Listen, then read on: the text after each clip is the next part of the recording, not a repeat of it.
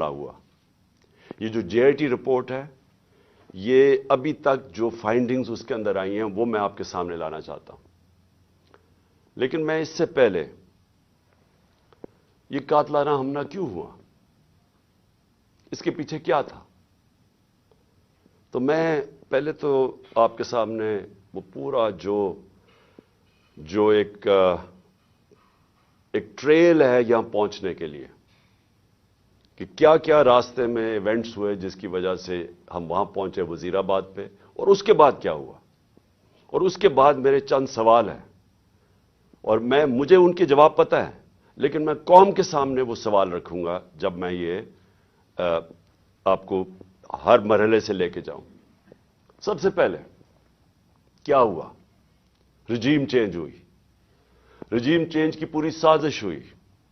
مجھے پتہ اس سازش میں کون کون ملوث تھا، کس نے کیا پلاننگ کی، کیا ان کی سوچ تھی، کیسے انہوں نے پیسہ چلایا، کیسے ہمارے ایک آدمی نے فیصلہ کیا گورنمنٹ گرانے کا، کیسے اس نے جب حکم کیا تو ہمارے ایلائز ہمارے سے ہٹے، کیسے ہمارے لوگوں کو امریکن ایمبیسی میں ہمارے بیک بینچرز کو بلا کے بات چیت کی گئی، ان کی میٹنگز کی گئیں، اور وہ سب سے پہلے وہ لوٹا ہوئے، کیسے ان کو پیسے ملے.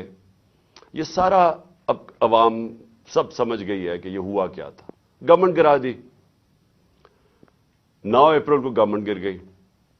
لیکن جو 10 اپریل کو ہوا وہ پاکستان کی تاریخ کا ایک پہلی دفعہ ایک اس طرح کا منظر قوم کے سامنے آیا. اور وہ کیا ہوا، پہلی دفعہ پاکستان کی قوم سڑکوں کے اوپر آئی، لاکھوں لوگ سڑکوں پہ آئے، اور سارے لاکھوں لوگوں نے ایک بات کہی کہ امپورٹڈ حکومت نامنظور.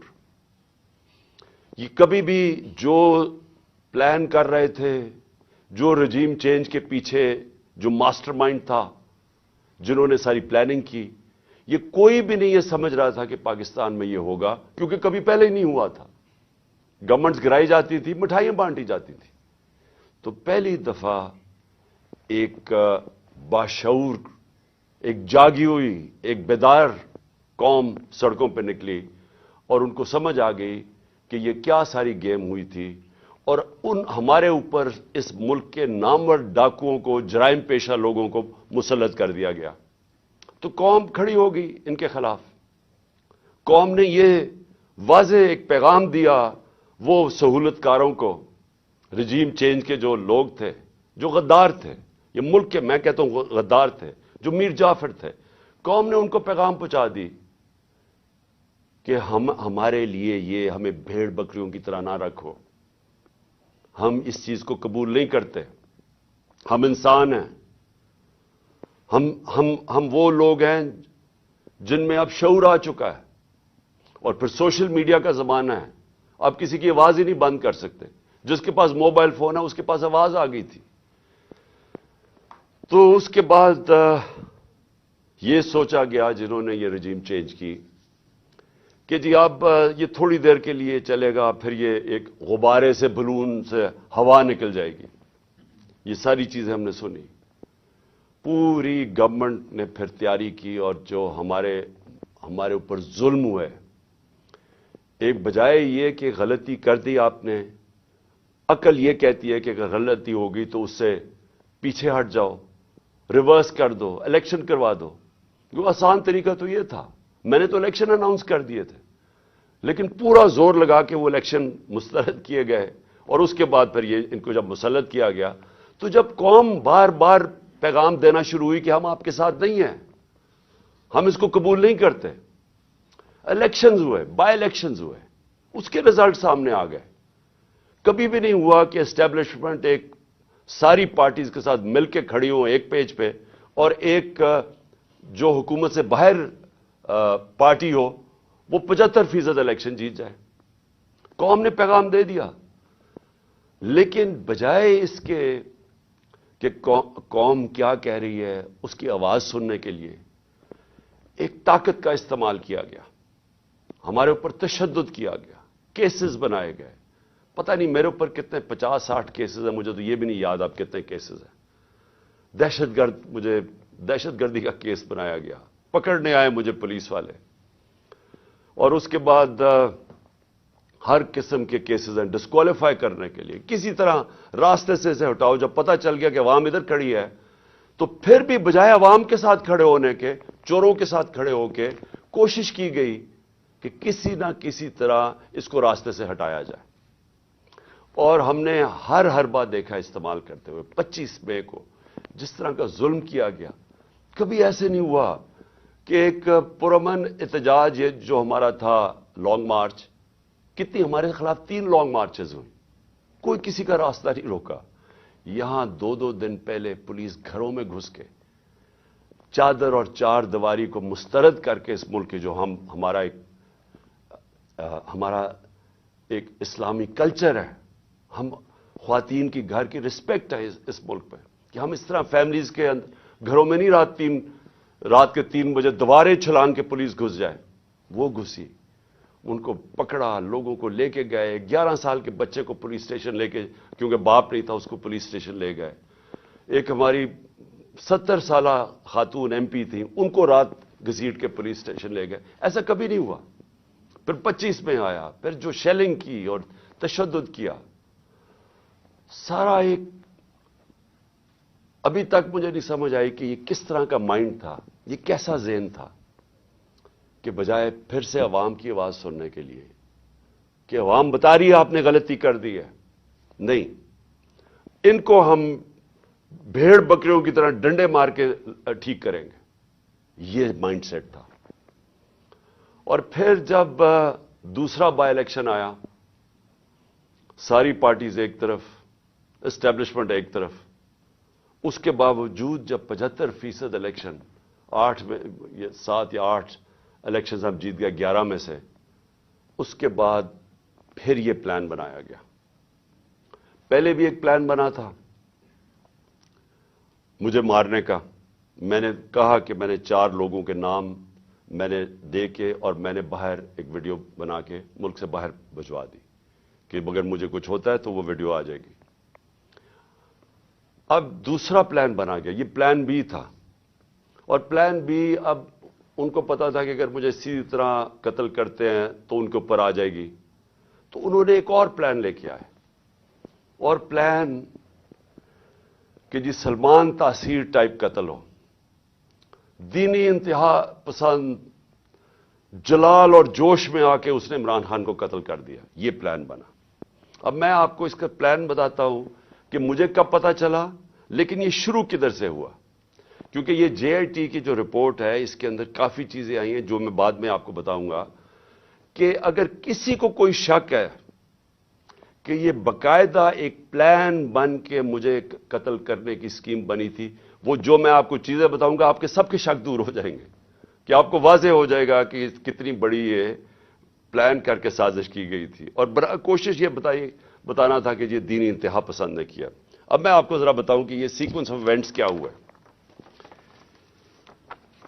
24 اگست ایک وقار ستی ایک ویڈیو لے کے آتا ہے۔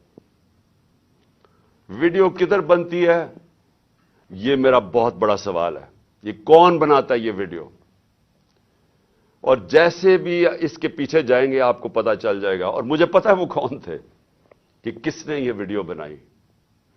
اور ویڈیو کیا ہے؟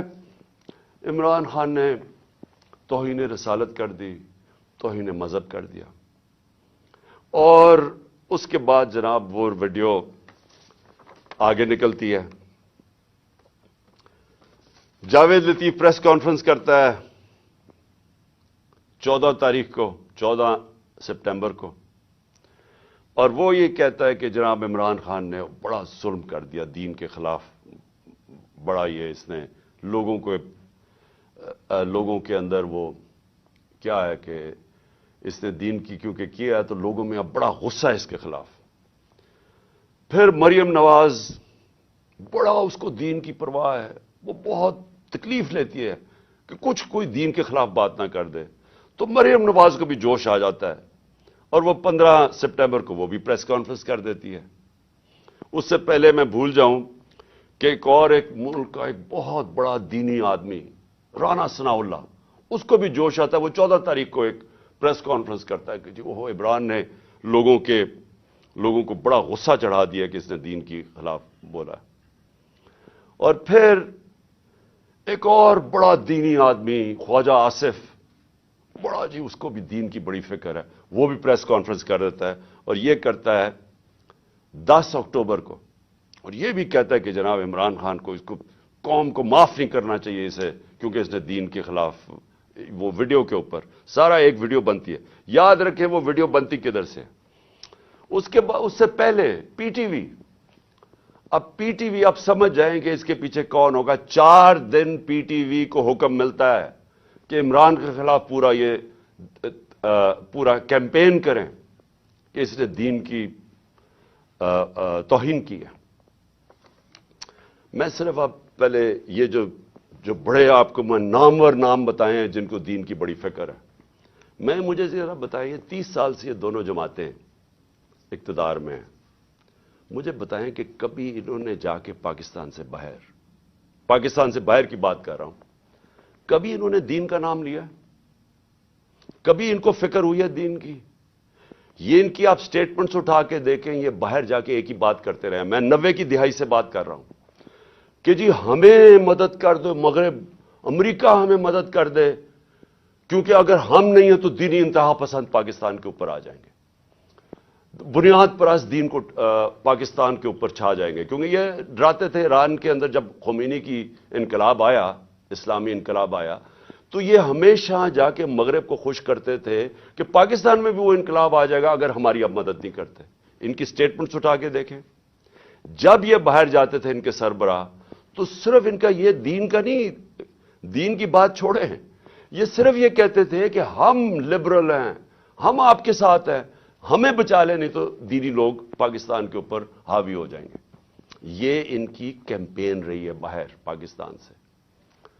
मैं वाहिद, और मुझे फख्र है इस चीज के ऊपर, लेकिन वो इसलिए नहीं कि मैं कोई किसी वोट लेने के लिए कर रहा था, ये मेरा अकीदा है, ये मेरा ईमान है, और सिर्फ जिसका ईमान हो तो वो जिस तरह की बातें कर सकता है। और मुझे बताने की जरूरत नहीं है कि हर इंटरनेशनल फोरम पे मैंने अपने जो हमारे मुसलमानों से ज्यादतियां होती हैं जो मगरब में रहते हैं, इस्लामोफोबिया, और फिर जो नबी सल्लल्लाहु अलैहि वसल्लम की शान में गुस्ताखी की जाती है, उसके ऊपर वाहिद मैं चैलेंज करता हूं, मैं वाहिद वो पाकिस्तान का प्राइम मिनिस्टर रहा हूं जिसने इसकी बात की है।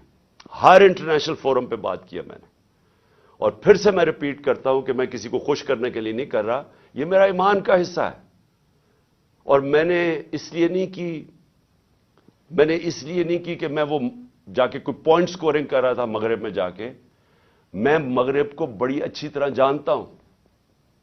मैं जो हमारे मुल्क पाकिस्तान के लोग मगरब में रहते हैं और मुसलमान मगरब में रहते हैं, मुझे पता है उनके ऊपर क्या दुश्वारियां गुजरती है। मुझे पता है हिंदुस्तान में इस वक्त मुसलमानों के ऊपर क्या हो रहा है, जो मुसलमान हिंदुस्तान में। इसलिए मैंने हर फोरम के ऊपर यह बात उठाई।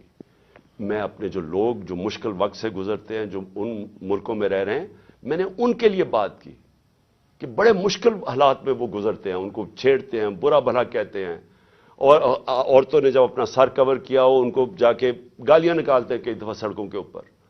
और जो मुसलमान लगे, यानी जिसकी दाढ़ी हो, और वो जो लगता था, अब तो खैर दाढ़ियां ट्रेंडी हो गई हैं, तो उनके ऊपर ये बातें, उनको आवाजें लगाते थे लोग। तो मैंने उनके लिए कहा था। और फिर ये जिस तरह सारे हमारे मुसलमानों को तकलीफ होती है, हमें वो तकलीफ पहुंचती है जब हमारे नबी सल्लल्लाहु अलैहि वसल्लम की शान में गुस्ताखी की जाए, तो ये मैंने हर फोरम पे उठाया। उसके ऊपर ये प्रोग्राम तैयारी हो रही है कि जनाब वो आदमी दीन की तौहीन कर रहा है। और ये इसलिए नहीं कर रहे थे कि इनको, ये जो लोग हैं, ये जो लुटेरों के मैं नाम ले रहा हूं, ये सारे नामवर डाकू हैं जिनके मैंने नाम लिए। राना सनाउल्लाह बदमाश है, सारा फैसलाबाद में जानता है, इनको कोई दीन से ताल्लुक नहीं है। ये सारा प्लान बन रहा था, ये एक स्क्रिप्ट के मुताबिक चल रहे थे। मुझे अंदर से 3.5 साल में गवर्नमेंट में रहा हूं, मेरी अंदर से जाहिर है मेरे कनेक्शंस हो गए थे। मुझे अंदर से एजेंसीज के अंदर से पैगाम आया कि ये प्लान बन रहा है आपको कत्ल करने का, दीन के नाम पे, वही सलमान तासीर वाला कत्ल।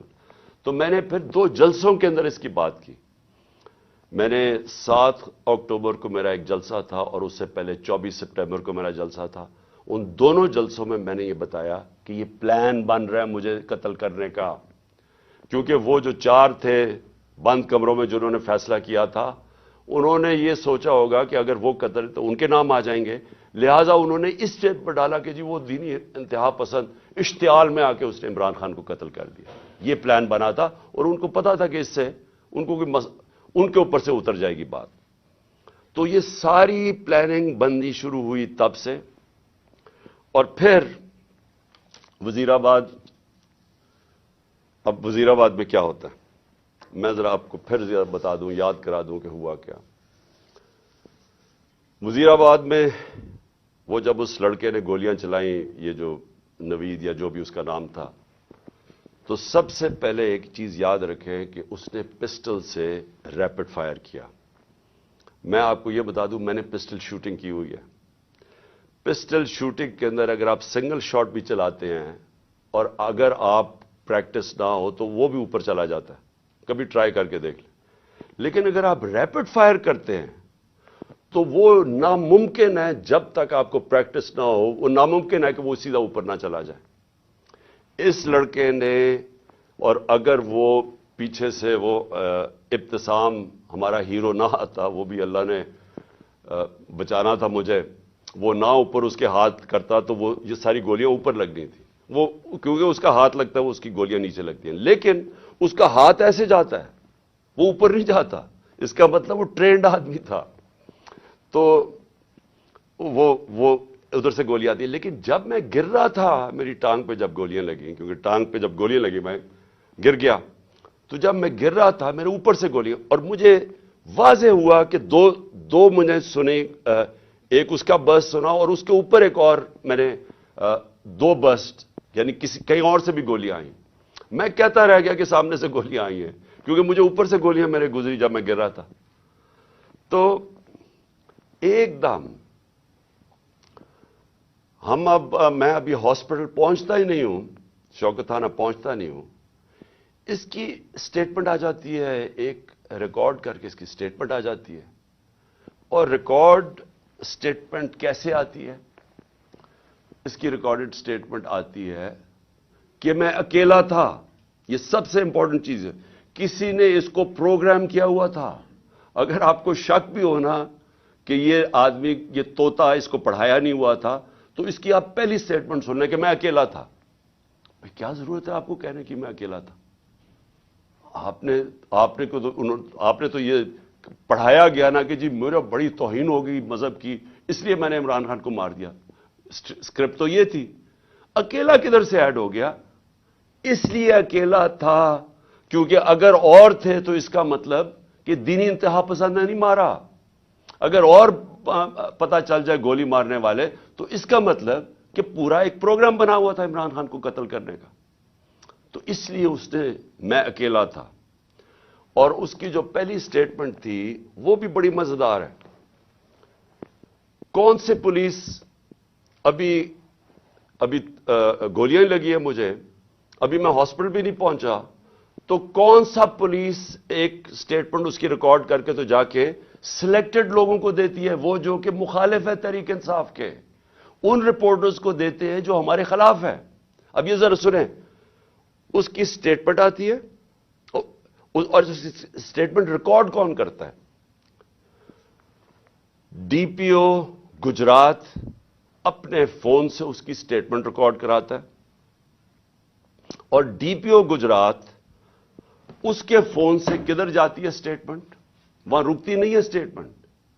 یعنی چلیں اگر آپ اپنے لیے، آپ نے پولیس نے اپنے لیے سٹیٹمنٹ رکانی چلے وہ بھی مان لیں، لیکن نہیں، ابھی تفتیش بھی نہیں ہوئی، ایف آئی آر بھی نہیں کٹی، اور وہ سٹیٹمنٹ کس کو بھیجتا ہے؟ اب ذرا دیکھ لیں.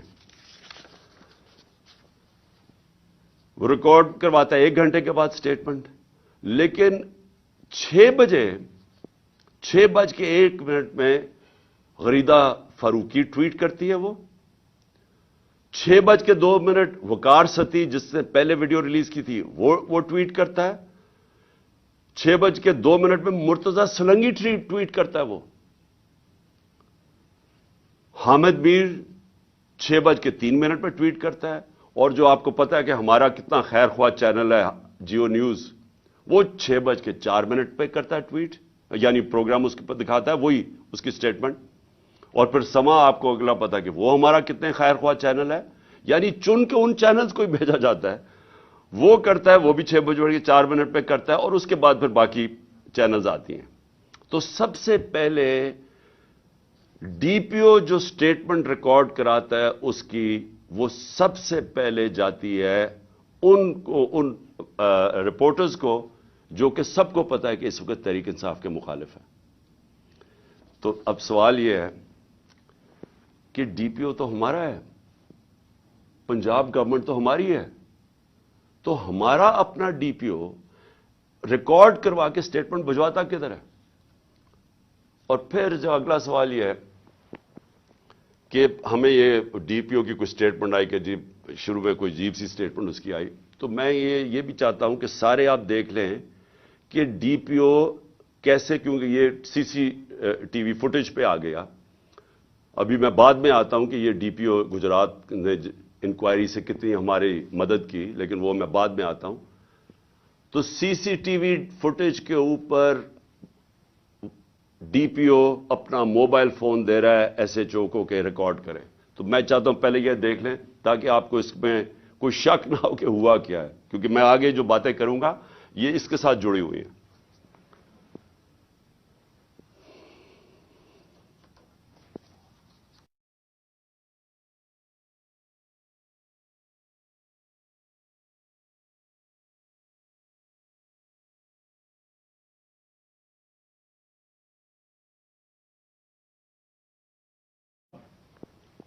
اب ذرا آگے کہانی جاتی ہے. مجھے تو پہلے ہی پتا تھا کہ کون اس پہ پیچھے ہے، کیونکہ میں نے تو آپ کو کہا کہ میں نے پبلک جلسوں کے اندر سٹیٹمنٹس دے دی تھی کہ یہ میرے اوپر پورا پلان ہو رہا ہے. تو ظاہر ہے جب مجھے پتا تھا پلان ہو رہا ہے، مجھے یہ بھی اندر سے پتا تھا کہ کون اس میں ملوث ہے. اب میں نے 3 نام، جب میں ہاسپٹل پہنچا میں نے 3 نام دے دیے کہ یہ 3 لوگ ہیں جو کہ اس میں ملوث ہیں. اب یہ یاد رکھیں کہ ایف آئی آر ہوتی کیا ہے. فرسٹ انفارمیشن رپورٹ کا مطلب ہوتا کیا ہے؟ مجھے گولیاں لگی ہیں، میرا یہ حق ہے کہ میں جن کو سمجھتا ہوں کہ اس کے اندر جن میں جو شک ہے مجھے، ان کا میں نام دوں تاکہ انویسٹیگیشن شروع ہو.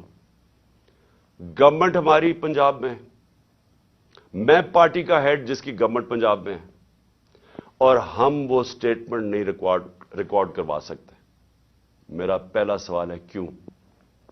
کون تھا جو کہ روک رہا تھا اس سٹیٹمنٹ کو؟ کون ڈر رہا تھا تفتیش سے؟ میں نے جب یہ نام لیے تو ان کے اوپر تفتیش ہونی چاہیے تھی، میرا رائٹ ہے. لیکن میں پارٹی کا سربراہ، ایکس پرائم منسٹر، ہماری گورنمنٹ پنجاب میں ایف آئی آر آج تک نہیں کٹوا سکا. کون روک رہا تھا؟ کون اتنی بڑی طاقت تھی جو کہ گورنمنٹ جو ہماری پنجاب میں ہے اس سے بھی زیادہ بڑی طاقت تھی کو روک سکتی تھی اس کو؟ یہ میرا سب سے بڑا پہلا سوال ہے کہ یہ روکا گیا. میں ایف آئی آر رجسٹر نہیں کروا سکا، اور آخر میں جو ایف آئی آر رجسٹر کروائی گئی اس میں وہی اسکرپٹ کے مطابق ایک شوٹر رکھا تھا. تو اب یہ جی آئی ٹی کی رپورٹ بڑی ریلیونٹ ہے جو کہ اب آگے ادھر سے نکلتی ہے. پہلے تو اس کے بعد کیا ہوتا ہے، ہم پوری کوشش کرنے کے بعد فیل ہو جاتے ہیں ایف آئی آر ریکارڈ کروانے کے لیے. اس کے بعد جے آئی ٹی بن جاتی ہے. اب جے آئی ٹی کی فائنڈنگز کیا آتی ہیں؟ اب تک جے آئی ٹی کی فائنڈنگز کیا ہیں؟ اور میں یہ آپ کو بتا دوں کہ جتنی مشکلوں سے جے آئی ٹی آپریٹ کر رہی ہے، کیونکہ وہ میں آپ کو بتاتا رہوں گا کہ کون اس کے اندر کوآپریٹ ہی نہیں کر رہا ہے. جب جے آئی ٹی نے ڈی پی او کو کہا کہ آپ کا ہمیں موبائل فون کی ضرورت ہے، ہمارے نیچے پنجاب گورنمنٹ کے نیچے ڈی پی او منع کر دیتا ہے. ڈی پی او واضح کہہ دیتا ہے کہ میں نہیں آپ سے کوآپریٹ کرتا، آتا بھی نہیں ہے. اب ہمارے ہوتے ہوئے ہمارا ڈی پی او گجرات، اس کو اب عدالت کے ذریعے بلایا جائے گا جے آئی ٹی کے اندر. پھر کیا ہوتا ہے؟ وہ جو شام کو جب ایک دفعہ ڈی پی او اس کی سٹیٹمنٹ ریکارڈ کر دیتا ہے، 8 گھنٹے کے لیے اس کو نوید کو سی ٹی ڈی اٹھا لیتی ہے۔ سی ٹی ڈی پھر ایک اور ویڈیو ریلیز کرتی ہے رات کے 12 بجے، اور سی ٹی ڈی کا کیا کام تھا اس ویڈیو کو ریلیز کرنا؟ پھر ایک اور چیز ہے کہ سی ٹی ڈی جب وہ ویڈیو ریلیز کرتی ہے، جو اس کی بیک گراؤنڈ ہے وہ چینج کر دیتی ہے بعد میں۔ پھر سی ٹی ڈی کے جو اس آدمی کو جو ملوث تھا، اس کو جب بلایا جاتا ہے جے آئی ٹی میں، وہ بھی منع کر دیتا ہے کہ میں نہیں آتا۔ پھر سے پنجاب گورنمنٹ کے نیچے ہے وہ منع کر دیتا ہے کہ میں نہیں کوآپریٹ کرتا۔ یعنی کیا وجہ؟ اب میں سوال سب سے پوچھتا ہوں کہ کیا وجہ ہے کہ یہ ہمارے نیچے آفیسرز، پہلے تو وہ نہیں، ہم اپنی ایف آئی آر نہیں رجسٹر کروا سکتے، اور پھر وہ منع کر دیتے ہیں کہ جی ہم نہیں کوآپریٹ کرتے۔ کیوں نہیں کرتے؟ کون ان کو روک رہا تھا؟ ہمارے سے ظاہر ہے کوئی زیادہ طاقتور فورس تھی جو روک رہا ہے ان کو۔ اس کے بعد کیا ہوتا ہے؟ اس کے بعد جے آئی ٹی کی فائنڈنگز آتی ہیں۔ وہ عدالت میں جو آپ فائنڈنگز رکھتے ہیں اس میں کیا چیز سامنے آتی ہے؟ نمبر 1 کہ 3 شوٹر تھے، 2 نہیں تھے، 3 شوٹر تھے۔ ایک تو وہ نوید جس نے گولیاں ماری، دوسرا ایک اوپر سے جو گولیاں، جو میں کہہ رہا تھا اوپر سے آئیں گولیاں، وہ اب وہاں بھی ان کے جو گولیوں کے جو شیلز ہوتے ہیں وہ وہاں ملے اوپر، 8 غالباً اوپر ملے، 10 نیچے ملے، اور 2 اور نیچے ملے جو اور مختلف بندوق سے چلائے ہوئے تھے۔ جو گارڈز تھے ہمارے اوپر، ان کی فورینزک جب ٹیسٹ کرایا گیا، کسی کی بھی گولی نہیں چلی تھی، کیونکہ جو گارڈ سب سے قریب تھا اس کے تو 6 گولیاں اس کے اندر سے نکلی، تو وہاں تو کسی کے پاس بھی نہیں تھا۔ اور پھر یہ بھی چیز سامنے آ گئی کہ معظم جو تھا، جو معظم شہید ہوا، وہ آپ کوئی بھی، اگر آپ کو سوشل میڈیا پہ وہ ویڈیو مل سکتی ہے، اس کا سلو موشن دیکھ لیں۔ وہ معظم جب جاتا ہے اس کے پیچھے، تو جیسے ہی اس کے سامنے آتا ہے نوید کے، اس کو گولی لگتی ہے۔ وہ گولی نہ آگے سے لگتی ہے نہ کنٹینر سے لگتی ہے، وہ گولی کہیں دور سے آ کے لگتی ہے اس کے اس طرف، اور وہ نوید کے لیے وہ گولی تھی۔ معظم راستے میں آ گیا، کیونکہ یہ لیاقت علی خان والا ٹائپ انہوں نے انسیڈنٹ بتانا تھا، کیونکہ فوری طور پہ جو ایک آدمی کو مار کے کہے جی بس ایک آدمی ہم نے مار دیا، تو وہ بچ گیا نوید، اور معظم شہید ہو گیا۔ اچھا، اب نہ وہ کوآپریٹ کر رہے ہیں، نہ ہماری جو ہم چاہ رہے تھے کہ اس وقت ایکس پرائم منسٹر پہ ہوا ہے، ساری گورنمنٹ کوآپریٹ کرے گی۔ ہمیں تبھی پتا چل گیا جب میں ایف آئی آر رجسٹر نہیں کروا سکا کہ کوئی کوآپریشن نہیں ملے گی۔ پھر ایک اور ہے جو اس کا موبائل فون ہے، C T D J I T نے اس کے موبائل فون کے اوپر فورینزک کرانے کے لیے اس ادارے کو دیا جو فیڈرل گورنمنٹ کے نیچے ہے، کہ بتائیں جناب کہ اس کو کالز کدھر کدھر سے آئی ہیں۔ اس ادارے نے منع کر دیا کہ نہیں، ہم نہیں دیتے۔ کیوں نہیں دیتے؟ کیا وجہ ہے اس کی؟ تو اس سے آپ خود، سر میں چاہتا ہوں کہ آپ خود ذرا سوچ لیں کہ یہ ہو کیا رہا ہے، کہ یہ ملک کے اندر بجائے آپ یہ سوچیں کہ ملک کے سربراہ کو قتل کرنے کی سازش ہے، یہ ساروں کو مدد کرنی چاہیے، وہ کوئی مدد نہیں کر رہا۔ وہ تو چھوڑے فیڈرل ادارے کو، اپنے جو نیچے پولیس کام کر رہی ہے وہ نہیں مدد کرنے کے لیے تیار۔ اب آگے چلیں، اب بات بڑی سمپل رہ گئی ہے۔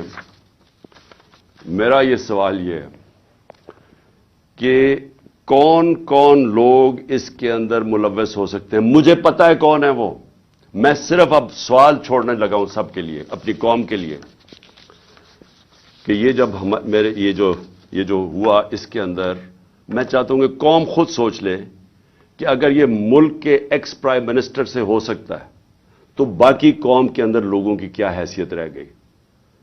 یعنی جب ہم قانون کی حکمرانی کی بات کرتے ہیں تو اس کا مطلب یہ ہوتا ہے کمزور اور طاقتور ایک ہی قانون سب کے لیے۔ تو یہاں تو اب واضح ہو جانا چاہیے کہ اگر ایکس پرائم منسٹر اور سب سے بڑی پارٹی کے سربراہ اگر اس سے زیادہ طاقتور لوگ ہیں تو وہ بھی نہیں انصاف لے سکتا۔ جو زیادہ طاقتور ہے ان کا رول چلتا ہے، جنگل کا قانون ہے پاکستان میں۔ تو میرے آپ سوال ہیں میں سب سے پہلے پھر شروع کرتا ہوں. ویڈیو کس نے بنائی جس میں یہ بتایا چن چن کے چیزیں جمع کر کے بتایا گیا جی عمران خان نے توہین مذہب کر دی؟ وہ کون تھے؟ وہ کون سا ادارہ تھا؟ مجھے پتا ہے وہ کون سا ہے، لیکن میں آپ سب کے سامنے چھوڑ رہا ہوں، اور میں امید کرتا ہوں کہ جب یہ جے آئی ٹی ان لوگوں کو بلا کے سوال پوچھے گی تو ہم سب کو بتا سکیں گے وہ کون ہے. دوسرا کہ جو میں پہلے کیوں نہیں ایف آئی آر میں کروا سکا؟ وہ کون پاور تھی جس نے روکا ایف آئی آر کو؟ مجھے پتا ہے وہ کون تھی، لیکن یہ میں سوال چھوڑتا ہوں. ڈی پی او گجرات کے اوپر میرے دو سوال ہیں. کس نے اسے کہا تھا کہ یہ ویڈیو بھیجے ان صحافیوں کی طرف؟ کس نے کہا تھا کہ پہلے ان کے ہمارے مخالف صحافیوں کے پاس ویڈیو کیسے پہلے پہنچ گئی؟ کس نے بھجوائی تھی؟ کس نے ان کو حکم کیا تھا؟ مجھے پتا ہے وہ کون تھا. اور پھر سی ٹی ڈی، کس نے کہا تھا سی ٹی ڈی کو یہ ویڈیو بنانے کا جو انہوں نے رات کے 12 بجے دوسری ویڈیو ریلیز کی؟ وہ کون تھا؟ وہ پنجاب گورنمنٹ تو نہیں تھی. تو وہ کون، کس نے ان کو کہا تھا کہ آپ بھیجیں؟ اور پھر وہ پیچھے بیک گراؤنڈ چینج کرنے کی کیا ضرورت تھی؟ اگر آپ کو کسی چیز کا ڈر ہی نہیں، آپ تفتیش کر رہے ہیں، تو یہ ایک دم وہ چینج کیوں کرنے، کیوں ثبوت چھپا رہے تھے؟ اور پھر جے آئی ٹی کے اندر سے چیزیں لیک ہوئیں اور ایک مخالف ہمارے بڑا ہمارے گیس بولتا ہے اس اینکر کو پہنچائی گئی. وہ کس نے پہنچائی تھی؟ کون تھا ہمارے جے آئی ٹی کے اندر کہ جے آئی ٹی کے اندر سے، اور یہ ایک جرم ہے کہ کوئی جے آئی ٹی کے اندر سے انفارمیشن لیک نہیں کر سکتا جب تک وہ عدالت میں نہ جائے. میں جو آپ کے سامنے چیزیں لے کے آ رہا ہوں یہ ساری عدالت میں جا چکی ہیں. اس عدالت کے اندر ایک پولیگراف ٹیسٹ کیا ہے. پولیگراف ٹیسٹ وہ ہوتا ہے جب آپ ایک انسٹرومنٹ ہوتا ہے وہ جب لگا کے آپ کے دل کے اوپر لگایا ہوتا ہے، تو وہ جب آپ سے سوال پوچھتے ہیں تو اس میں پتہ چلتا ہے کہ آپ سچ بول رہے ہیں جھوٹ بول رہے ہیں. تو اس نوید کے اوپر جب انہوں نے وہ ٹیسٹ کیا تو پولیگراف ٹیسٹ کے اندر دو چیزیں واضح سامنے آ گئیں. ایک، جب نوید سے پوچھا گیا کہ آپ کے ساتھ کن کن لوگوں نے، صرف ایک آدمی کے علاوہ کسی نے آپ کو کانٹیکٹ کیا تھا؟ اس نے کہا نہیں کیا تھا. جھوٹ نکلا. وہ جھوٹ اس لیے واضح ہو گیا کہ اس کے پیچھے پورا ایک پلاننگ ہوئی تھی، اس کو پورے تیار کر کے بھیجا تھا. دوسرا، اسے سوال پوچھا گیا کہ کیا آپ کو ٹریننگ تھی پسٹل شوٹنگ کی؟ اس نے کہا کوئی ٹریننگ نہیں تھی. وہ پھر جھوٹ صاحب آ گیا پولیگراف کے اوپر، کیونکہ ظاہر ہے وہ ٹرینڈ آدمی، اس کی ٹریننگ کروا کے بھیجا گیا تھا.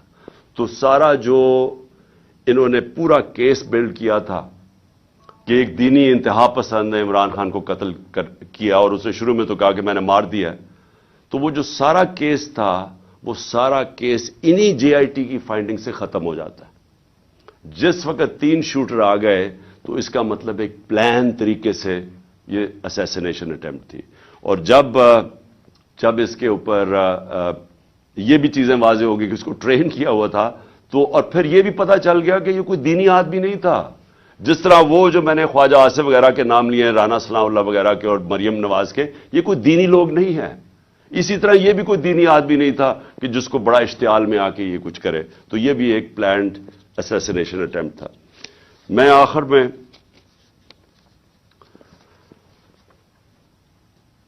میں سوال پوچھنا چاہتا ہوں ان لوگوں کو جو اس ملک میں طاقت رکھتے ہیں. میں ان لوگوں سے آج سوال پوچھنا چاہتا ہوں جو مجھے پتا ہے اس کے پیچھے تھے. مجھے یہ پتا ہے کہ نون لیگ یہ اوپر سربراہ ان کے پیچھے تھے، مجھے اس کا واضح ہے. مجھے یہ پتا ہے کہ رانا ثناء اللہ جس کے لیے قتل کرنا کوئی بڑی چیز نہیں وہ پیچھے تھا. مجھے پتا ہے کہ شہباز شریف جس نے ایکسٹرا جوڈیشل کلنگ میں اس کے اوپر رپورٹ ہے 97 سے 99 تک کہ اس نے کتنے لوگ پولیس مقابل میں قتل کروائے تھے. عابد باکسر کی سٹیٹمنٹ ہے کہ کیسے شہباز شریف ان سے لوگوں کو قتل کرواتا تھا. ماڈل ٹاؤن کے اندر ان دونوں نے دن دہاڑے نہتے لوگوں کے اوپر گولی چلائی، جس میں 12 لوگ اس میں قتل ہوئے اور اس کے علاوہ کوئی 50-60 لوگوں کو گولیاں لگی، اور وہ ٹی وی کے اوپر سب آ رہا تھا. یہ وہ لوگ ہیں، ان کا تو مجھے پتا ہے.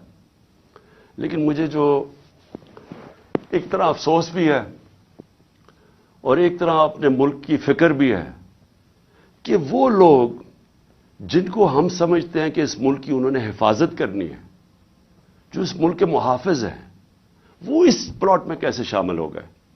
کیونکہ ان کے بغیر یہ ہونا نہیں تھا. جو سارا کور اپ ہوا ہے وہ کبھی بھی یہ جو دو کرمنلز ہیں یہ نہیں کر سکتے تھے، شہباز شریف اور رانا ثناءاللہ. یہ اس سے زیادہ طاقتور لوگ کر سکتے تھے، صرف وہ یہ کور اپ میں شامل تھے. سارا جو طریقے سے اس نے کہا جی میں اکیلا ہوں، اسے منہ سے بلوایا گیا، ایویڈنس پولیس کے اوپر پریشر ڈالا گیا، ایف آئی آر نہیں، یہ دونوں نہیں کروا سکتے تھے. ان کے پیچھے ہمارے وہ لوگ ہیں جن کو ہم سمجھتے ہیں کہ ہمارے ملک کی حفاظت کریں گے. میں یہ سوال پوچھتا ہوں کہ کیا میں وہ آدمی ہوں جس کو آپ کہہ سکتے ہیں کہ یہ کوئی بیرونی سازش کا حصہ ہے؟ کیا آپ کہہ سکتے ہیں کہ اس نے اپنے ملک کا کبھی پیسہ ملک سے باہر رکھا ہوا ہے اور باہر بڑے بڑے اکاؤنٹس ہیں اور بینک اکاؤنٹ، جس طرح یہ جو چور اوپر مسلط کیے ہیں ان سب کے باہر پیسہ پڑا ہے، اربوں ڈالر پڑا ہے، اور ابھی بھی چوری کر کے پیسہ باہر لے کے جا رہے ہیں. جس نے باہر کمائی کر کے سب کچھ، آج اس کا جینا مرنا پاکستان ہے. میرا سوال یہ ہے کہ اس کو اگر قتل کروانے کی سازش میں آپ ملوث ہیں تو کیا آپ کو فکر ہے اپنی قوم کی؟ اگر ملک کی سب سے بڑی پارٹی کے سربراہ کو آپ قتل کروا دیتے ہیں، جو واحد فیڈرل پارٹی آج پاکستان میں، قوموں کو پولیٹیکل پارٹیز اکٹھا رکھتی ہیں. اگر قوموں کو صرف فوج کے ذریعے اکٹھا رکھتے تو ایسٹ پاکستان علیحدہ نہ ہوتا. ایسٹ پاکستان کی جو پاکستان کی سب سے بڑی پارٹی تھی، اس کے خلاف جب اپنے ملک کی اسٹیبلشمنٹ چلی جاتی ہے اور وہ ملک ٹوٹ جاتے ہیں. اگر آپ وہ پارٹی کے سربراہ کو ختم کرنا چاہتے ہیں جو واحد اس وقت ملک کا ایک ملک کی فیڈریشن کی اس وقت ایک ہی آدمی ہے جس کی ساری جگہ ووٹ بینک بھی ہے، جو اکٹھا بھی رکھ سکتا ہے، تو یہ کس کے لیے کیا جا رہا ہے؟ کیا یہ پاکستان کی بہتری کے لیے کیا گیا؟ مجھے پتہ ہے کون تھے، اور مجھے افسوس سے کہنا پڑتا ہے مجھے بڑے افسوس سے کہنا پڑتا ہے کہ جب مجھے گولیاں لگی اور جب میں تب سے 3 مہینے، مجھے یہ میری ٹانگ کو ٹھیک ہونے میں 3 مہینے لگیں گے، کیونکہ جب آپ کی نچلی ٹانگ ٹوٹتی ہے وہ 3 مہینے لگتے ہیں اس کو ہیل ہونے میں. تو میں 2 کمروں میں بند ہوں. میں بار بار اپنے سے سوال کرتا ہوں کہ کیسا مائنڈ سیٹ ہے، وہ کون سا ذہن ہے، اور وہ مجھے پتہ ہے کون سا ذہن ہے کہ جو یہ سوچ سکتا ہے کہ اپنے ملک کو نقصان پہنچا سکتا ہے، کیونکہ یہ ملک کو نقصان ہوگا. آپ اگر ملک کی پولیٹیکل پارٹیز کو کمزور کرتے ہیں اور فیڈرل پارٹی کو، تو اس سے بڑا ملک کا نقصان کیا ہو سکتا ہے؟